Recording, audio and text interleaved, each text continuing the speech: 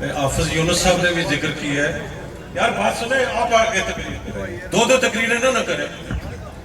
یہ کوٹلی میں جو سب سے پہلا واقعہ ہوا تھا, جو ایک میزائل گرا تھا ڈاکٹر موسیٰ صاحب, جن کی بیٹی مصباح اور بیٹا موسیٰ, اور یہی ایک سبب بنا تھا.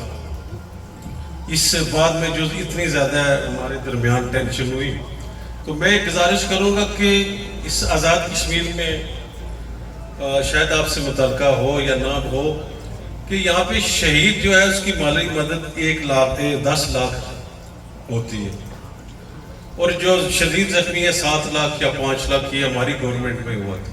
لیکن شاید ہم سے بھی رہ گیا تھا کہ جو پراپرٹی کا نقصان اس کے لیے میکسیمم 1 لاکھ روپیہ رکھا گیا ہے. تو اس حوالے سے میں گزارش کروں گا, یہاں موسیٰ صاحب نے بھی بات کیا, باقی لوگ بھی حافظ صاحب نے بھی بات کی ہے, کہ ان جن کی بیٹی اور بیٹا شہید ہوئے تھے چھوٹے, ان کے گھر کا ابھی تک جو معاوضہ ہے, گھر 3 منزلہ تھا, وہاں تک نہیں مل سکتا.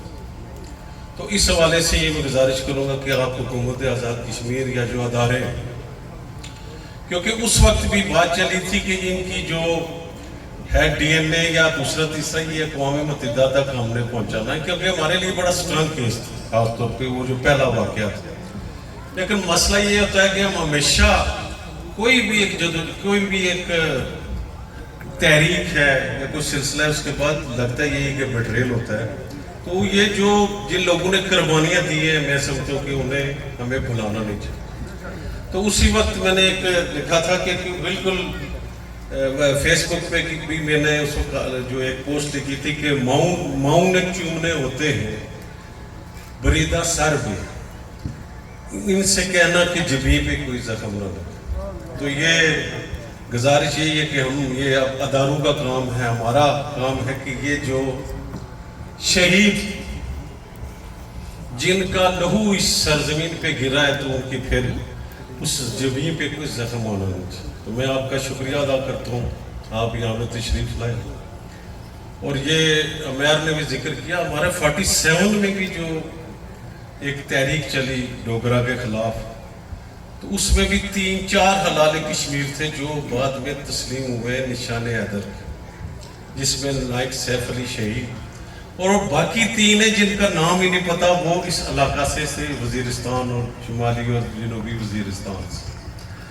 اور پھر ہماری جو سروسز ہے, ہماری سیاست ہے, پھر آپ کے علاقے کا میں سمجھتا ہوں کہ بہت اچھا ریکارڈ ہے, جو ہمدردی, جو وفاداری, جو شرافت, شاید ہمیں وہ کسی دوسرے صوبے میں نظر نہیں آتا. اور پھر آپ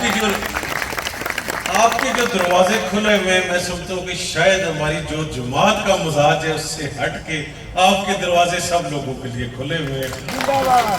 اس حوالے سے میں شکریہ ادا کرتا ہوں. طارق صاحب اس علاقے سے تعلق رکھتے ہیں ہمارے, ان کو بھی آپ نے ایک ثواب دیدی پوسٹ پہ, اس کا بھی شکریہ ادا کرتا ہوں. اور دوسری کل پرسوں بھی میں نے بات کی کہ جو آزاد کشمیر میں یہاں جو کچھ ہو رہا ہے, سیاسی رشوت ہو رہی, اپنے پسند کے فیصلے لے کے یہاں پہ ایک دن فیصلہ ہوتا ہے اور دوسرے دن اشتہار لگ جاتا ہے, تو پھر یہ آپ کی بھی ذمہ داری بنتی ہے. جو اگر پاکستان میں بچتوں کا موسم ہے کہ آپ نے بچتیں کرنی ہیں, تو پھر کم از کم آزاد کشمیر میں آپ کو پوچھنا چاہیے, اتنی کھلی چھٹی دینی نہیں چاہیے. اور پھر آپ کو امیر مقام صاحب, یہ میں نے پچھلے لکھا بھی, آپ ہمارے گھر جائیں گے نا, یہ تحصیل ہے کوارٹر ہمارا, ایک چہرہ ہے, ایک شناخت ہے, ایک پہچان ہے. تو وہ سڑک دیکھ کے آپ کو اندازہ ہو جائے گا کہ پسند ناپسند کی بنیاد پہ یہاں پہ یہ جو فنڈز خرچ کیے جا رہے ہیں. وہ ویسے کہ بات کریں تو تکلیف ہوتی ہے, لیکن جلسوں کے لیے یہاں پہ آ جاتے ہیں, ریلیوں کے لیے آ جاتے ہیں. یہ کمیونٹی آج 24 گھنٹے ان کے لیے کھلا ہے, لیکن یہاں پہ انہوں نے ٹھیک نہیں کرنا اس اپنے چہرے کو, اس تحصیل ہیڈ کوارٹر کو انہوں نے ٹھیک نہیں کرنا, کیونکہ یہاں پہ ظاہر ہے مسلم لیگ والوں کی اکثریت ہے.